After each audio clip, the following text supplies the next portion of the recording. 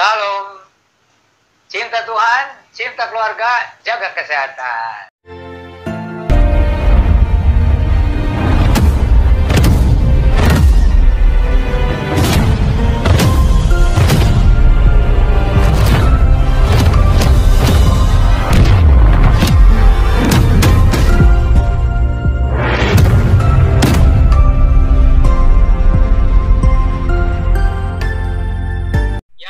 Berinteraksi dengan dengan Musa dan dengan bangsa Israel. Shalom sahabat Alpetra Ministry, salam cinta Tuhan, cinta keluarga dan jaga kesehatan. Selamat sore Om, apa kabar? Selamat sore Fitri dan keluarga. Iya, oke. Om, sebelum kita mulai membahas apa yang akan kita lakukan sore hari ini, bolehkah saya meminta Om untuk berdoa pembukaan? Mari kita berdoa. Bapa kami yang di surga, Allah yang hidup, pencipta, penebus, gembala, yang maha kuasa, yang maha kasih dan maha hadir. Kami bersyukur kami masih diberikan hidup sampai saat ini dan kesehatan dan juga rezeki dan kesempatan untuk melayani Tuhan. Kami mohon Roh Kudus yang menyucikan, mengurapi, melengkapi dan memakai dan memimpin acara kami dari awal, pertengahan sampai akhir. Untuk kemuliaan nama-Mu, Bapa, dengar doa kami di dalam nama Tuhan Yesus Sang Mesias, Juru Selamat yang dijanjikan bagi segala bangsa. Amin. Amin. Terima kasih Om. Sebelumnya, Om, sebelum kita mulai sore hari ini, izinkan saya untuk memulainya dengan ucapan terima kasih untuk semua sahabat Alpetra yang mengikuti dan mendukung Alpetra Ministry melalui video-video yang kita unggah ya Om ya. Nah, hari ini sahabat Alpetra, kita masih bersama dengan Pendeta Yan Antomi dan sore hari ini kita akan membahas topik dengan tema sempurna. Nah, mari sahabat Alpetra, kita akan langsung menanyakannya kepada Om Yan. Nah, pertanyaan pertama nih Om, apakah benar di dalam agama Kristen ada agama yang lebih sempurna dari agama Kristen? Jadi apakah agama lain itu tidak sempurna atau agama Kristen yang sempurna? Bisa menjawabnya dan menjelaskannya? Kita tinggal di Indonesia ini kan menganut pluralisme agama, pluralitas agama ya. Jadi mengakui keberadaan ada beberapa agama yang diakui pemerintah. Jadi kita masing-masing tentu saja bisa aja mengklaim agamanya yang sempurna. Orang Kristen mengklaim agama Kristen itu sempurna, atau agama yang lain juga mengklaim agamanya sempurna. Tetapi itu kan keyakinan. Jadi kalau keyakinan itu kita tidak bisa memaksakannya kepada orang lain. Meskipun kita bisa memberikan beberapa alasan yang penting-pentingnya itu, misalnya kitab kita ini kan terdiri dari Perjanjian Lama dan Perjanjian Baru. Itu dimulai dengan penciptaan langit dan bumi dan ditutup dengan penciptaan langit baru, bumi baru. Dan meskipun ada 66 Alkitab, tapi isinya itu fokus kepada jalan keselamatan. Kalau di Perjanjian Lama itu berupa lambang penebusan oleh binatang, kalau di Perjanjian Baru itu dinyatakan oleh pengorbanan Tuhan Yesus di kayu salib dan kebangkitannya dari antara orang mati. Lalu di agama Kristen itu kita meyakini bahwa Tuhan Yesus adalah firman Allah yang menjelma menjadi manusia. Jadi kalau firman Allah menjelma menjadi manusia Yesus itu berarti ya tidak ada yang bisa menandingi. Tapi itu kan keyakinan Kristen begitu. Nah, soalnya tinggal ya orang Kristen haruslah yakin bahwa inilah agama Kristen ya agama yang sempurna, meskipun orang lain mungkin tidak mengakuinya gitu. Nah, ini jangan dibatasi dengan bagaimana kalau ada agama yang lebih baru daripada agama Kristen. Itu sesudah agama Islam pun ada agama lagi yang menyatakan sebagai agama baru gitu. Ada beberapa yang mengaku ini juga agama yang dari Tuhan Allah, katanya dari Tuhan.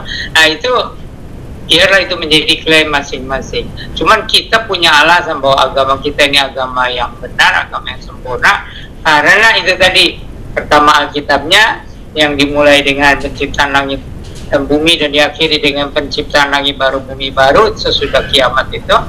Kemudian juga inti dari penyelaman yang baru itu adalah jalan keselamatan oleh penebusan tadi, yang lambang-lambang binatang itu yang dikorbankan, yang menyembah itu Tuhan Yesus. Dan yang ketiga itu Tuhan yang kita percaya sudah datang ke dunia menjadi manusia gitu. Nah, jadi inilah beberapa poinnya bahwa agama kita memang agama yang sempurna, tapi ya orang Kristen ya harus yakin.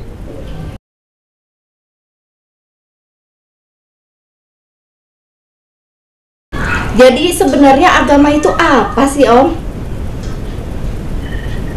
Kalau agama itu secara yang paling sederhana itu katanya tidak, agama itu aturan atau kacau. Itu tidak, agamanya kacau. Katanya jadi agama itu supaya tidak kacau. Itu yang paling sederhana. Gitu. Tapi kalau mau diuraikan panjang lebar, ya adalah secara ilmiah. Cuman di dalam kesempatan ini nanti terlalu banyak memakan waktu gitu definisi agama ini.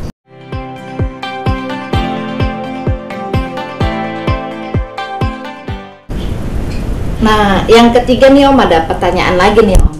Kenapa katanya dari ada agama kan memang dari Tuhan, dan ada juga katanya agama yang buatan manusia. Bagaimana nih kita ngebedainnya nih Om? Agama yang dari Tuhan dan agama yang buatan manusia.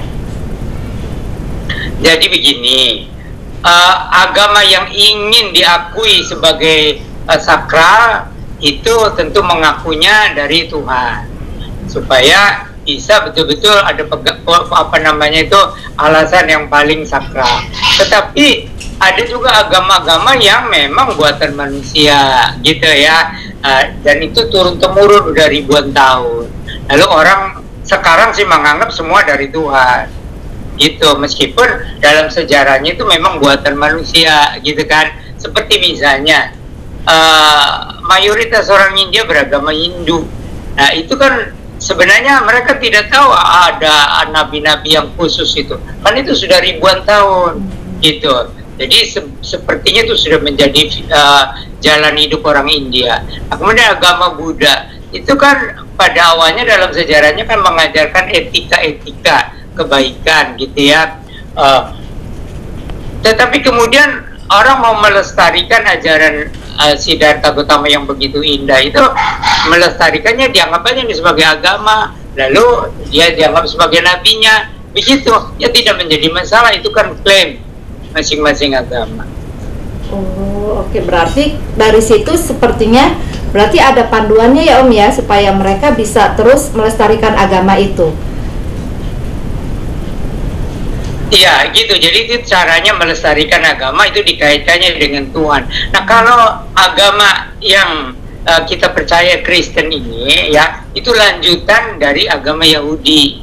Nah itu dari penyanyi lama lalu disambung ke penyanyi baru, dan itu menjadi satu kesatuan. Nah ini Tuhan Allahnya, kalau di penyanyi lama itu dulu Tuhan Allah memang turun ke dunia meskipun tidak kelihatan rupanya, tetapi memperkenalkan diri sebagai Yahweh yang langsung memberikan 10 hukum kepada bangsa Israel. Waktu itu jumlahnya kira-kira 2 juta ya, orang Israel yang keluar dari perbudakan Mesir, lalu melewati laut Teberau, lalu dibawa ke Jazirah Sinai. Itu lalu di sana Tuhan Allah itu betul-betul langsung menyampaikan 10 hukum. Wah, itu luar biasa suasana. Jadi itu Tuhan Allah orang Israel memang Tuhan Allah yang hidup. Bukan dongeng, bukan katanya-katanya ada yang menerima wahyu, ada yang menerima pesan atau menerima wangsit dan sebagainya. Enggak, itu betul-betul saksinya itu kira-kira 2 juta, karena orang laki-lakinya aja 600.000. Jadi kalau ditambah istri, tambah anak, kira-kira minimal 2 juta saksi bahwa Tuhan Allah orang Israel yang menyebut, ya kadang-kadang dipanggil Yahweh itu, YHWH, itu adalah Allah yang hidup. Nah kemudian Yahweh ini kemudian menjelma menjadi manusia Yesus, gitu. Nah, jadi ini adalah Allah yang hidup. Lalu Yesus membuktikan dirinya itu, pertama membuktikan bahwa dia itu kegenapan dari perjanjian lama. Kedua, kuasa-kuasa mujizat-mujizat Yesus itu tidak ada yang bisa menandingi. Mujizat itu tidak ada yang bisa. Lalu juga ajaran-ajarannya itu menafsirkan perjanjian lama secara lebih dalam, secara lebih rohani, dan menggenapi itu tentang penebusan oleh binatang. Yesus sendiri kemudian jadi korban penebusan. Nah, itu kira-kiranya. Jadi ini alasan kita yakin ini adalah dari Allah yang hidup, bukan katanya dari Allah siapa enggak. Ini Allah yang hidup, gitu. Dan Yesus sendiri sesudah disalibkan menebus dosa, pada hari yang ketiga bangkit, mengajar lagi 40 hari dengan diperlihatkan bekas paku di tangannya dan tombak di lambungnya. Lalu pada hari yang 40 siang hari Tuhan Yesus itu naik ke sorga, ya. Itu dilihat oleh murid-muridnya. Ya, kira-kira ada 500 orang yang melihat waktu Yesus naik ke sorga siang hari, bukan malam, gitu. Ya. Wah, puji Tuhan. Ya Om, ini semua peristiwa yang terjadi dari perjanjian lama sampai perjanjian baru kan dikumpulkan nih Om. Jadi kitab kan, jadi kitab perjanjian lama, perjanjian baru, seperti itu kan Om. Nah, sebenarnya nih Om, kitab itu apa sih peranannya nih? Terus kan ada beberapa yang memang dari penganut agama lain itu menganggap bahwa kitabnya ini kitabku yang paling benar gitu kan, saling mengklaim. Jadi mana kitab yang paling benar nih Om? Ya, oke. Jadi soal klaim kitab sucinya itu adalah yang paling benar, itu hak mereka. Tetapi kalau kita mengatakan Alkitab ini adalah kitab suci yang betul-betul datangnya itu ya dari Allah yang hidup, itu bisa ditelusuri sejarahnya, gitu. Jadi itu waktu Tuhan Allah menyatakan diri itu ya kepada bangsa Israel di Jazirah Sinai itu menyampaikan 10 hukum. Lalu selanjutnya Tuhan Allah itu yang memberitahu kepada Musa dulu bagaimana Allah menciptakan langit dan bumi dan seterusnya, dan bagaimana nenek moyang Israel, nabi-nabi yang terdahulu sampai kepada zaman Israel, itu di kitab Keluaran. Lalu selanjutnya itu kitab Imamat itu tentang peraturan untuk menghadap Allah yang kudus, itu harus ada korban-korban binatang yang disembelih sebagai korban penebusan. Lalu selanjutnya itu perjalanan bangsa Israel dari satu tempat ke tempat lain, dan kemudian kitab Ulangan itu meresume atau meringkas perjalanan bangsa Israel itu. Jadi satu pihak itu memang ditulis oleh manusia, tapi satu pihak lain itu betul-betul Tuhan Allah yang hidup itu yang berinteraksi dengan tadi itu, dengan Musa dan dengan bangsa Israel dan seterusnya. Nah, kalau nabi-nabi sebelum Nabi Musa itu pernah berinteraksi dengan Allah, tapi itu kan saksi-saksinya nggak ada, maka Tuhan Allah menyampaikannya kepada Nabi Musa untuk dituliskan di dalam kitab Kejadian itu. Lalu sampai kitab Keluaran itu betul-betul itu pengalaman Tuhan Allah berinteraksi bukan hanya dengan Musa satu orang, tapi dengan seluruh bangsa Israel. Jadi Tuhan Allah bangsa Israel ini bukan Tuhan Allah bikinan manusia atau konsep manusia atau karangan manusia, tapi ini Tuhan Allah yang hidup itu. Jadi kalau tidak sesuai dengan perjanjian lama, ya berarti Tuhan Allah yang bikinan manusia. Nah, perjanjian baru itu meneruskan, gitu. Jadi Tuhan Yesus membuktikan dirinya bahwa dia itu sebenarnya Allah bangsa Israel yang menjelma menjadi manusia dengan bukti-bukti yang kita susah untuk menyangkalnya, tentang mujizat-mujizatnya lah, ajarannya dan sebagainya. Maka dia datang, Tuhan mengatakan, aku datang untuk menggenapkan perjanjian lama.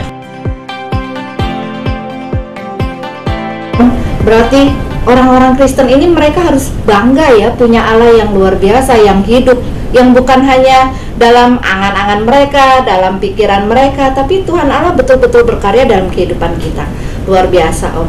Nah Om, ini terakhir nih Om nih, pembicaraan kita begitu panjang. Closing statement dari Om untuk mengakhiri perjumpaan kita, silakan Om. Jadi ini tambahannya ya. Jadi Alkitab orang Kristen perjanjian lama dan perjanjian baru ini, kenapa dikatakan paling objektif? Yang nulis aja itu kira-kira hampir 40 nabi, rasul ya, orang-orang yang dipakai oleh Tuhan. Jadi bukan oleh satu orang. Kalau satu orang itu sebenarnya subjektif. Kalau ini objektif. Lalu yang kedua, historika apa ininya, latar belakangnya ya, latar belakang sejarahnya itu jelas. Jadi bukan kata orang begini, kata tidak. Itu Tuhan Allah itu dulu bertemu dengan bangsa Israel, menyampaikan firman, lalu melalui nabi-nabi. Nabinya juga bukan satu orang, itu banyak nabi, tapi sama semuanya meneguhkan tentang penebusan Allah, perjanjian lama kepada bangsa Israel, dan kemudian etikanya juga itu tidak berat sebelah, mengasihi Allah dan mengasihi sesama manusia, lalu disempurnakan dengan kedatangan Tuhan Yesus di dalam dunia ini. Nah, jadi itu objektif dan historisnya paling bisa dipegang. Kita kan kalau mempunyai kepercayaan, jangan terlalu subjektif. Kalau subjektif hanya lewat satu orang atau juga bukunya hanya satu gitu ya. Lalu juga selain objektif itu historisnya harus jelas gitu, kapan itu disampaikannya, waktu itu peristiwanya bagaimana gitu kan, termasuk ya yang 5 kita pertama lewat Nabi Musa itu juga melalui perjalanan yang panjang, kemudian ditutup dengan kitab Wahyu. Nah, kitab Wahyu itu juga Rasul Yohanes menerima wahyu ya itu dari Tuhan Yesus untuk menceritakan apa yang akan terjadi di dalam akhir sejarah manusia ini. Lalu sesudah itu dengan jelas dikatakan tidak boleh ditambah, tidak boleh dikurangi. Nah, itu pegangan umat Kristen bahwa Alkitab ini sudah lengkap. Itu karena tidak boleh ditambah lagi dan tidak boleh dikurangi. Siapa yang menambah Alkitab ini dengan sesuatu yang lain akan mendapatkan murka Allahnya ditambah. Dan siapa yang mengurangi juga dia akan dikurangi hak-haknya untuk bisa mendapatkan yang disediakan Allah. Gitu ya. Jadi itulah Alkitab orang Kristen itu ya. Itu lalu kuasa Tuhan Yesus Kristus bisa dialami kalau kita percaya. Seperti saya dulu, saya kan dulu bukan orang Kristen ya, tapi ketika saya membaca riwayat Yesus pertama sampai waktu Yesus disalibkan, hati saya yang menangis, saya yang berdosa, tapi Yesus yang harus mati. Waktu saya baca lagi pada hari yang ketiga Yesus bangkit dari antara orang mati, saya terpesona. Yesus bangkit dari antara orang mati, bisa mengalahkan kematiannya. Saya terpesona. Lalu sesudah itu ada kontak. Nah, sejak saat itu saya tidak pernah lepas dari campur tangan Tuhan Yesus. Gitu. Jadi itu bukan seperti agama yang subjektif ya, tapi bisa kita alami. Jadi itu bisa objektif. Sama juga seperti ini Bu Fitri sama Pak Alfa ya. Itu kan sudah mengalami juga. Gitu, bukan sekedar agama, sekedar keyakinan, enggak. Mengalami Tuhan Yesus sebagai juru selamat umat manusia, sebagai gembala ya. Itu jadinya. Wow, bagus Om, kesaksiannya menguatkan kita nih Om. Ya, jadi berarti firman Tuhan yang kita saat ini pegang ya Om, dari kitab Perjanjian Lama, Perjanjian Baru, itu orang Kristen pegang, itu harus betul-betul diimani dan dihidupi ya Om. Bukan saja itu memang harus, karena kalau enggak kan kita imannya kosong. Tetapi Tuhan itu juga menjamin langit dan bumi akan lenyap, tapi perkataanku tidak akan lenyap. Nah, itu sebabnya kita jangan ragu-ragu memahami firman Tuhan dan mengaplikasikannya, mentaatinya dalam kehidupan sehari-hari. Dan di situ kita mengalami Tuhan Yesus yang hidup itu. Tuhan Yesus yang hidup itu akan kita alami. Makanya yang mendengarkan acara ini juga ya, jangan ragu-ragu akan mengalami kalau beriman kepada Tuhan Yesus Kristus. Jadi bukan sekedar agama, bukan sekedar keyakinan, tapi juga pengalaman yang nyata, gitu. Oke, baik Om. Wah, panjang sekali Om penjelasan Om. Kami mengucap syukur ya Om, kita masih diberikan kesempatan untuk mengalami firman Tuhan itu dalam kehidupan kita.